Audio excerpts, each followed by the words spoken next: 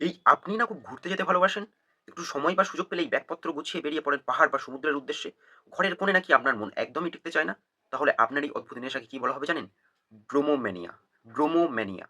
যদি আপনাদের মধ্যে এমন কেউ থেকে থাকেন যিনি জীবজন্তু বা বিভিন্ন পশু খুবই ভালোবাসেন, পশু ও প্রাণীদের সঙ্গে আপনার খুব সুন্দর একটা ইমোশনাল অ্যাটাচমেন্ট তৈরি হয়, তাহলে আপনার এই ম্যানিয়াকে কি বলা হবে জানেন?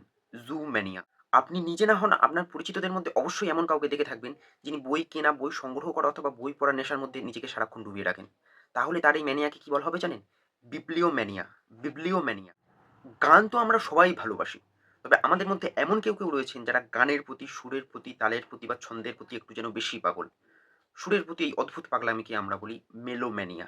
মেলোম্যানিয়া। আর আমরা যারা কাজ পাগল মানুষ, সারাক্ষণ কাজের মধ্যে ডুবে বসে থাকতে ভালোবাসি, তাদের এই অদ্ভুত ম্যানিয়াকে বলব এর্গোম্যানিয়া।